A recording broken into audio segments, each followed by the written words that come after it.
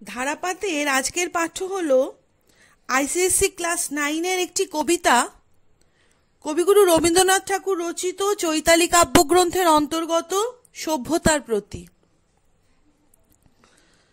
কবি বলেছেন, দাও ফিরে সে অরণ্য, লও এ নগর, লও যত লৌহ লৌষ্ট্র কাষ্ঠ ও প্রস্তর, হে নব সভ্যতা।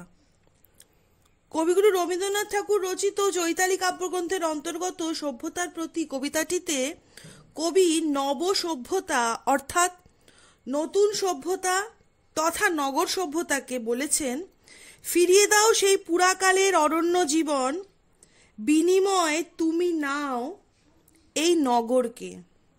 নাও তুমি ইট কাঠ পাথর লোহার মোড়কে ঢাকা নগরায়নকে, যা মানুষের জীবন থেকে সবুজকে কেড়ে নিয়েছে, নির্মল বিশুদ্ধ প্রকৃতিকে ধ্বংস করেছে। এরপর কবি বলছেন, হে নিষ্ঠুর সর্বগ্রাসী, দাও সেই তপবন পুণ্যছায়া রাশি, গ্লানিহীন দিনগুলো। কবি এখানে সেই যান্ত্রিক সভ্যতাকে বলেছেন, ফিরিয়ে দাও সেই পুরাকালের তপবনের জীবন, যে জীবনে মানুষ নিজেদেরকে অরণ্যের খুব কাছাকাছি পেত, প্রকৃতির সঙ্গে মানুষের নিবিড় সম্পর্কের বন্ধন ছিল, মানুষ পেত প্রকৃতির নৈকট্য, বিশুদ্ধ প্রাকৃতিক পরিবেশে মানুষ গ্লানিহীন অর্থাৎ পরিবেশ দূষণহীন জীবন কাটাতে অভ্যস্ত ছিল। মানুষ প্রকৃতি থেকে নির্মল বিশুদ্ধ বাতাস প্রাণ ভরে গ্রহণ করতে পারত। তখন বাতাসে জীবাণু বিষাক্ত প্রলেপ ছিল না। স্বচ্ছ নির্মল বায়ু ছিল মানুষের জীবনী শক্তি। অর্থাৎ এই অংশটার মধ্যে কবি নগর সভ্যতার বিনিময়ে সেই প্রাচীনকালের অরণ্য সভ্যতাকে ফিরে পেতে চেয়েছেন। তিনি চেয়েছেন যে সেই অরণ্যের বিশুদ্ধ নির্মল জীবন মানুষের জীবনে আবার নেমে আসুক।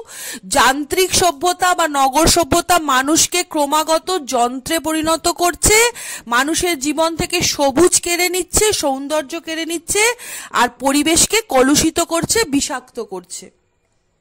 এরপর কবি বলছেন, সেই সন্ধ্যা স্নান, সেই গোচারণ, সেই শান্ত সামগান, নিবার্ধান্যের মুষ্টি বলকল বসন, মগ্ন হয়ে আত্মমাঝে নৃত্য আলাচন মহাতত্ত্বগুলি।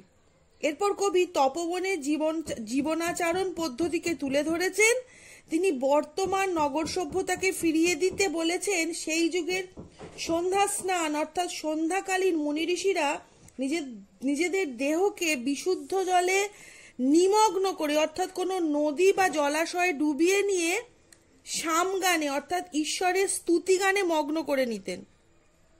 তারপর কবি ফিরে চেয়েছেন সেই গোচারণ ভূমি অর্থাৎ যেখানে গরু চড়ানো হতো সেই স্থানকে।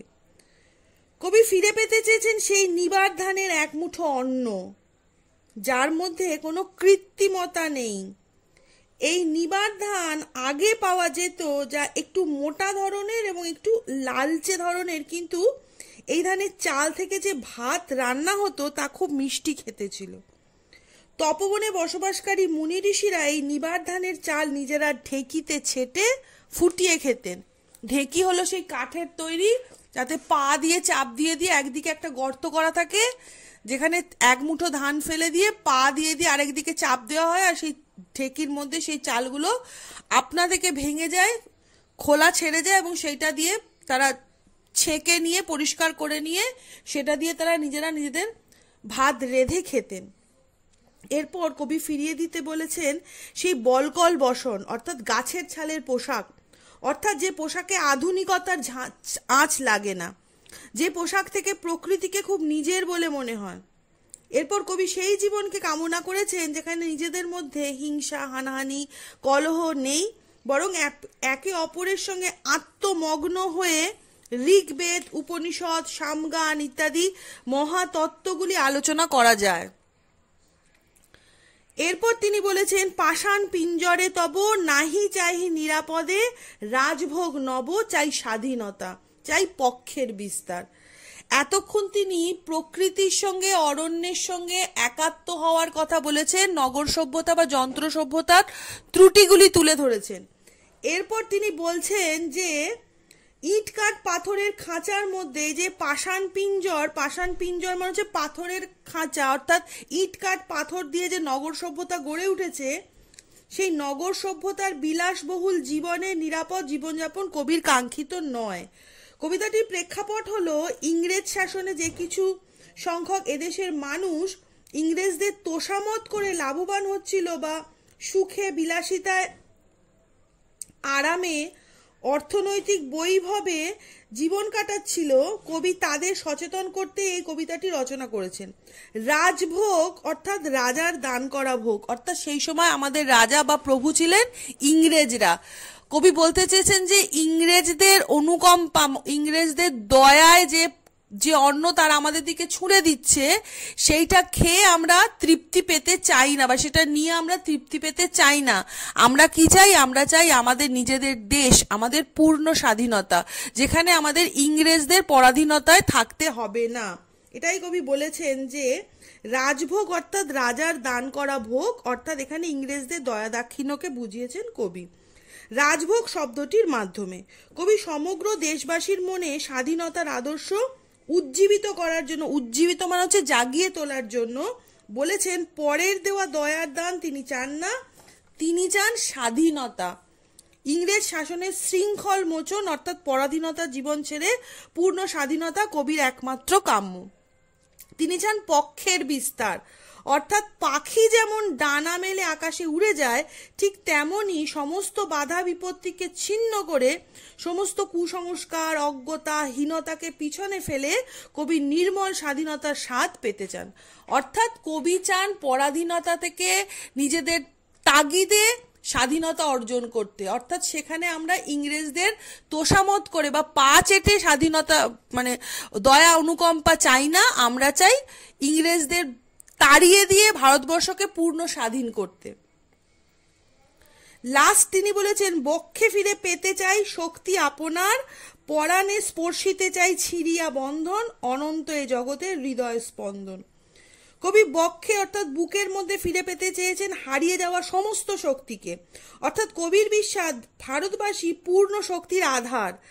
আধার মানে হচ্ছে উৎসস্থল, মানে ভারতবাসীর মধ্যে, প্রতিটি ভারতবাসীর মধ্যে একটা অফুরন্ত শক্তি রয়েছে, যে শক্তিটা তারা নিজেদের মধ্যে নিজেরা সেটাকে তৈরি হয়, তাদের ভেতর থেকে সেটা তৈরি হয়, বাইরে থেকে চাপিয়ে দেওয়া হয় না, যা কোনোভাবে হারিয়ে গেছে, ফুরিয়ে যায়নি। তাই কবি সেই প্রাণ ভরা শক্তির অফুরন্ত ভাণ্ডারকে আবার প্রাণের মধ্যে ফিরে পেতে চান, প্রাণের স্পর্শ পেতে চান পরাধীনতার বন্ধনহীন অনন্ত জগতের অর্থাৎ বহির্বিশ্বের হৃদয়ের স্পন্দনকে। কবি জানেন ভারতবাসীকে পরাধীনতার বন্ধনকে ছিঁড়ে ফেলে বেরিয়ে আসতেই হবে। বিশ্বের দরবারে নিজেকে সুপ্রতিষ্ঠিত করতে গেলে ভারতবাসীকে পরাধীনতা শৃঙ্খল মোচনের ব্যবস্থা নিজেদের করতে হবে। কবির দৃঢ় বিশ্বাস ভারতবাসীরা অচিরেই তা করতে সক্ষম হবে। অর্থাৎ কবি রবীন্দ্রনাথ ভীষণভাবে আশাবাদী যে একদিন না আসলে কবিতাটা যখন লেখা হয়েছিল তখন আমাদের ভারতবর্ষ পরাধীন ছিল, স্বাধীনতা এসছে তারও বেশ কিছুদিন পরে, কিন্তু দূরদর্শী কবি বুঝেছিলেন যে স্বাধীনতা আসছেই, স্বাধীনতাকে কোনোভাবে আটকে রাখা যাবে না।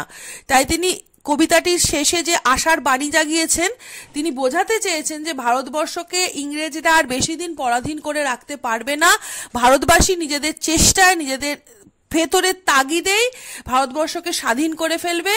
সেই জন্য তিনি চূড়ান্তভাবে আশাবাদী এবং সকলের মনে সেই স্বাধীনতার আগুনটা জ্বালিয়ে তোলার জন্য, স্বাধীনতার স্পৃহাটা জাগিয়ে তোলার জন্য কবি এই সভ্যতার প্রতি কবিতাটি রচনা করেছেন।